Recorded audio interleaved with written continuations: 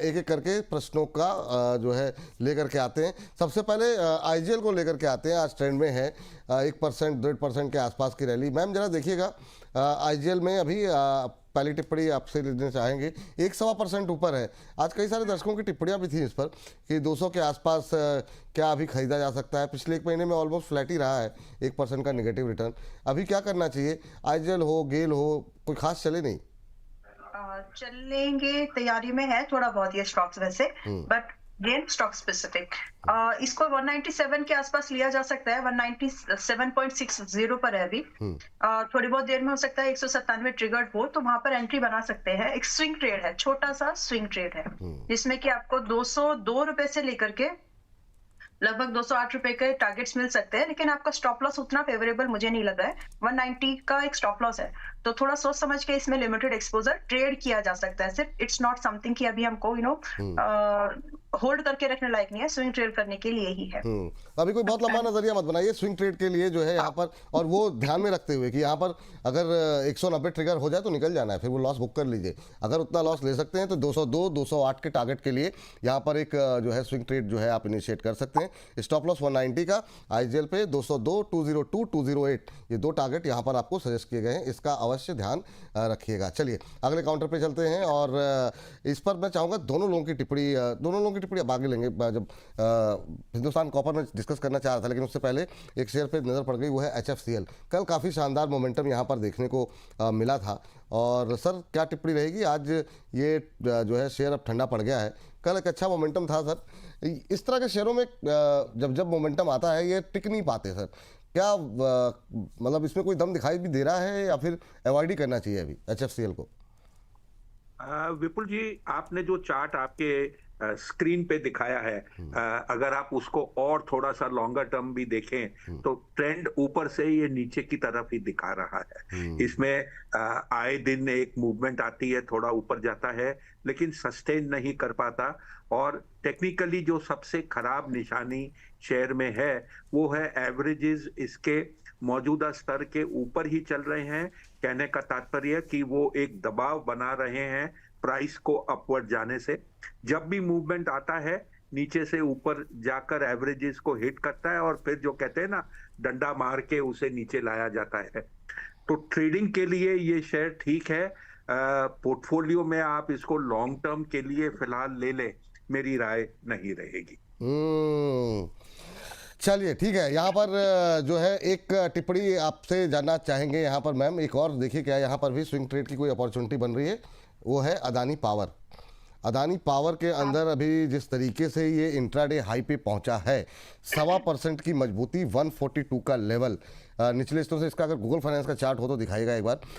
काफ़ी तेज़ी से ऊपर की तरफ जा रहा है। मैम क्या करना चाहिए? कोई अपॉर्चुनिटी है क्या यहाँ पर? अडानी पावर को डिस्कस करने से पहले हम हिंद पेट्रो को एक बार डिस्कस कर सकते हैं। यहाँ पर एक मोमेंटम है जी। तो हिंद पेट्रो अभी 478 पर है, 778 के पास में ये अभी है। एंड वेरी लाइकली कि यहाँ पर आपको 483 485 485 एंड क्लोज टू 495 के टारगेट्स हमको यहाँ पर दिख सकते हैं हिंद पेट्रो में स्विंग ट्रेडिंग के थ्रू। एंड जो स्टॉप लॉस यहाँ पर मेंटेन करना है विपुल जी, वो 465 का है। तो एक फेवरेबल सा रिस्क रिवॉर्ड बन रहा है। अगर हम सेकंड टारगेट का भी वेट कर ले फर्स्ट टारगेट के बाद में, तो one can consider it if they want. और एक मोमेंटम बनने की तैयारी में है यहाँ पर। चलिए अभी चल रहा है, अभी यहाँ पर 478 के आसपास का लेवल चल रहा है, 0.25% के आसपास की मजबूती। 485 पहला टारगेट, 495 बोला ना मैम आपने? हाँ जी, 495। इसको 95 कर दीजिए, 495 दूसरा टारगेट। स्टॉप लॉस रखिए 465 का, 465 का स्टॉप लॉस, 485 495 ये दो टारगेट दिए गए हैं। यानी कि ऊपर की तरफ करीब 17 रुपए ऊपर तक के टारगेट यहाँ पर निकल करके आ रहे हैं। और ये जो है यहाँ पर मैम नजरिया क्या बताया इसमें? ये स्विंग ट्रेड है 2-4-5 दिन के लिए? स्विंग ट्रेड है, 10 दिन मैक्स। चलिए मैक्सिमम 7-8 दिन 10 दिन के लिए आप कर लीजिए। लेकिन अंबाला जी के मुंह से निकल गया है तो मतलब इतना समय लगना नहीं चाहिए। अभी किसी दर्शक की टिप्पणी थी, 2-3 काउंटर काफ़ी ज़बरदस्त तरीके से जो हिट हुए हैं, उसके बाद से लोगों का भरोसा बढ़ गया है। 485 पे नज़र रखिए HPCL, और 495, 465 का स्टॉप लॉस। हालांकि अब यहाँ पर अगर कोई तेज़ी के साथ अपवर्ड या डाउनवर्ड मूवमेंट होगा तो भी स्क्रीन पर लेकर के आएंगे, या फिर बालाजी इसके स्टॉप लॉस टारगेट में कोई रिवीजन करती हैं तो भी हम स्क्रीन पर इसको दोबारा लेकर के आएंगे। तो यहाँ पर रखिए आप नज़र HPCL पे। मेरा सवाल अदानी पावर को लेकर के था मैम, यहाँ पर जरा क्या व्यू है आपका? अडानी पावर को मैं ट्रेडिंग के हिसाब से कम, मैं इसको इन्वेस्टिंग के हिसाब से ज्यादा प्रेफर करती हूँ, क्योंकि स्टॉक में 5 से 10% का वोलेटिलिटी या फिर मूवमेंट वो बहुत कॉमन है। तो अगर आप इसको 140 पर 142 पर लेंगे तो आप स्टॉप लॉस कहाँ बैठाएंगे, तो वो चीजें कंसर्न है। सो अगर आप एक आज से 3 महीने का व्यू लेकर के चल सकते हैं तो आप 142 के पास में खरीदिए, क्योंकि 142 का भी प्राइस है, ऑलमोस्ट हो जाएगा अभी उतना, क्योंकि लग रहा है। एंड इसमें आपको 133 पर थोड़ा बहुत एडिशन करना पड़ सकता है।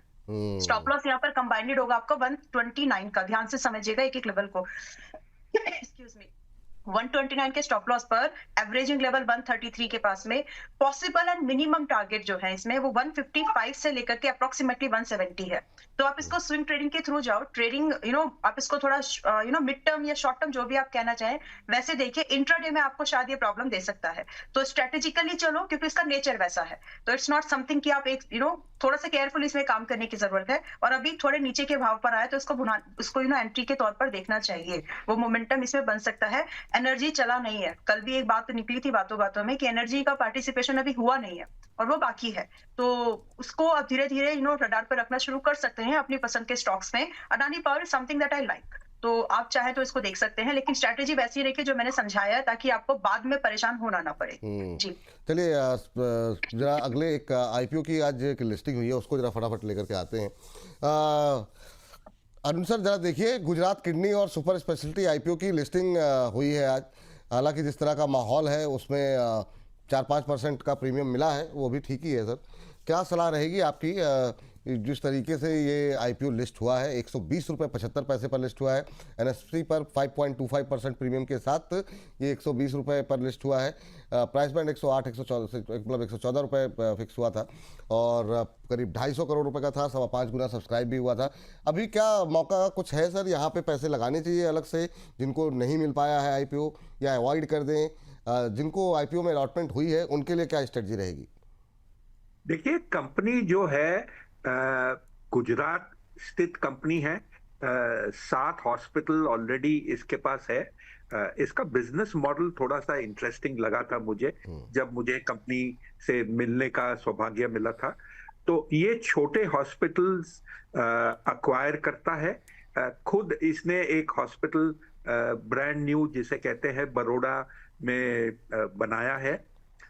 ये उन हॉस्पिटल्स को खरीदता है जिसे डॉक्टर ने सेटअप किया है। 100 कमरे के आसपास का हॉस्पिटल लेते हैं और उसको डेवलप करके सुपर स्पेशलिटी बना लेते हैं, जहां पर उसमें कुछ कमियां हैं स्पेशलिटीज को लेके। ये बिलीव करता है कि बड़े हॉस्पिटल्स का इनके पास कैपेबिलिटी बोलिए या उनके पास उतनी डिमांड नहीं है, और ये गुजरात में अपने एक्सपांशन कर रहे हैं। IPO के तहत इन्होंने 2 और हॉस्पिटल को अक्वायर करने के लिए, जिसका एग्रीमेंट और काम पूरा फाइनल हो चुका है, उसके लिए पैसे लिए हैं, और DRHP और RHP के बीच में इन्होंने एक और हॉस्पिटल खरीदा है। तो 7 से ये 10 हॉस्पिटल हो जाएगा, और अगले तिमाही जब कंपनी के नतीजे आएंगे तो 10 हॉस्पिटल ऑपरेशन का इसके अंदर में नंबर्स आएगा। तो अगर आपके पास 6 से 12 महीने की पेशेंस है या इन्वेस्टमेंट करने के बाद आप वेट कर सकते हो, इस कंपनी में आप मौजूदा स्तर पे या जब भी आपको बाजार में कोई डिप मिले आप निवेश कर सकते हो। क्या आपको इमीडिएट जंप मिलेगा? मेरा मानना ऐसा नहीं है कि आपको बड़ा जंप 10-15% का इमीडिएट मिले, क्योंकि नंबर्स आने की आपको वेट करनी पड़ेगी, और नंबर्स आपको दिसंबर क्वार्टर के जब आएंगे तब आपको ये इंप्रूवमेंट देखने को मिलेगा। जी चलिए, तो ये बात है। तो अभी सर जो लोग को IPO में अलॉटमेंट ही नहीं हुई है, वो लोग क्या कूदने चाहिए इसमें या नहीं कूदने चाहिए? तो विपुल जी ऐसा है, अगर आपके पास आपको शेयर नहीं मिला और आप चाहते हो कि आपके पास वो बोलते हैं ना फुट इन द डोर अगर हो, तो छोटी क्वांटिटी ले लीजिए, जिससे आपके भाव देखने की उत्सुकता डेली रहेगी, और जब आपको डिप मिले तब बाजार में निवेश कर लीजिए। ठीक है, ये बात है। और जो लोग बने हुए हैं वो अभी, अगर उनका नज़रिया सिर्फ लिस्टिंग गेन का था, उतना लंबा नज़रिया नहीं हो, तो वो लोग क्या निकल सकते हैं या वेट करें? क्योंकि यहाँ पर जैसा आप कह रहे हैं कि बिजनेस मॉडल आपको ठीक लग रहा है। सर, बिजनेस मॉडल ठीक लग रहा है, लेकिन आपको कम से कम 1-1.25 महीना रुकना पड़ेगा। लिस्टिंग गेन वाला 1-1.25 महीने के लिए निवेश नहीं करता। तो ये भैया आप लोग समझ लीजिए, ये राय यहाँ पर निकल करके आई है। नज़रिया लंबा हो तो रुकिए, नहीं तो अगर आपने लिस्टिंग इन के लिए लिया था तो 4-5% मिल रहे हैं, उसको बुक कर लीजिए। इस बीच जरा एक बार HPCL दिखा दीजिए फिर से जरा। HPCL अभी थोड़ी देर पहले ही हम लोगों ने जो है डिस्कस किया था, और यहाँ पे कुछ रिकवरी आती हुई दिखाई दे रही है। हालांकि अब बाजार भी रिकवर कर रहा है। 480 के आसपास जो है अभी ट्रेड करता हुआ। अभी जो है इसने 480.75 का जो है नया हाई लगाया। ऊपर से थोड़ा सा फिसला जरूर है, लेकिन चलिए अपने लक्ष्य के नज़दीक पहुंचता हुआ। पहला टारगेट 485 का है, तो नज़र बना के रखेंगे यहाँ पर। और दूसरा 495 का। एकदम से अभी अब 480.75 का हाई लगाया, तो उनका एक बार स्क्रीन पर इसको देखा जाए, ताकि हमारे दर्शकों को भाव के बारे में जानकारी मिलती रहे। मैम, अंबाला मैम, आपकी टिप्पणी क्या रहेगी गुजरात किडनी को लेकर के? मुझे तो इसका बिजनेस मॉडल पसंद है, और जीएमपी वो सजेस्टिंग की नील लिस्टिंग होगी प्रीमियम पे, लेकिन फिर भी हुआ तो बिजनेस में दम है। सीधे स्टेटमेंट से, विदाउट इधर उधर घूम के आते हुए, there is a good business. और एक्सपेंडेबल है, एक्सपेंशन इजी है बहुत ज्यादा। आपको इस बिजनेस को अगर आपको एक्सपेंड करना है तो आपको रेगुलेटरी बहुत ज्यादा हर्डल्स नहीं आते, तो सीधा सा है। आप इसको अभी होल्ड करके रख सकते हैं। एक स्टॉप लॉस ध्यान में रखिए, इसको ट्रीट इट लाइक, या तो जैसे कि अरुण जी ने बोला कि जो आईपीओ वाला प्रीमियम लिस्टिंग वाला होता है वो इन्वेस्टिंग नहीं करता। सो अगर आप उस नजरिए से भी आप इसको देखें तो 10% से ज्यादा का लॉस ना ले। That's the simple statement. 103 102 रुपए पर ट्रेलिंग लगा करके छोड़ दीजिए, and wait for the target minimum. आपको 125 से लेकर के 140 के भाग के लिए आप कुछ कपल ऑफ डेज आप बिल्कुल वेट कर सकते हैं, जिसमें कि आपको ये एग्जिट, एक प्रॉफिटेबल अच्छा एग्जिट मिल सके। रही बात आप इन्वेस्टमेंट, अगर आप इन्वेस्टर हैं तो इन्वेस्टर के इन्वेस्टमेंट के थ्रू आप इसमें एक अच्छी अपसाइड की पोटेंशियल के लिए आप इसको समय दो। 2 क्वार्टर्स तो कम से कम दीजिए, ताकि जो भी नंबर्स में चेंज आने वाले हैं, जो बैलेंस शीट्स में जो पॉजिटिविटी आएगी एक्विजिशन की वजह से, वो बैलेंस शीट जो है सुधरते हुए आपको दिखे और उसका मूवमेंट प्राइस पर हो। सो कम से कम 2 क्वार्टर दीजिए अगर आप एक इन्वेस्टर हैं। और अगर आप एक ट्रेडर हैं तो 10% से ज्यादा का लॉस ना लें, और 125 140 के टारगेट के लिए वेट कर लीजिए। ठीक है, चलिए तो इससे आगे बढ़ते हैं। 25,975 का हाई लगाया है अभी निफ्टी ने, तो रिकवरी बाजार के अंदर भी देखने को मिली है। हालांकि वहां से थोड़ा सा हल्का हुआ है, 15 पॉइंट की मजबूती अभी भी देखने को मिल रही है।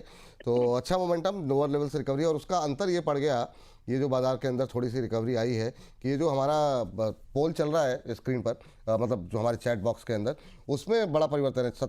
अभी तक 25-26% ही लोग ऐसे थे जो कि मान रहे थे 26,000 के ऊपर की क्लोजिंग हो सकती है। अब उनकी संख्या बढ़कर 34% हो गई है।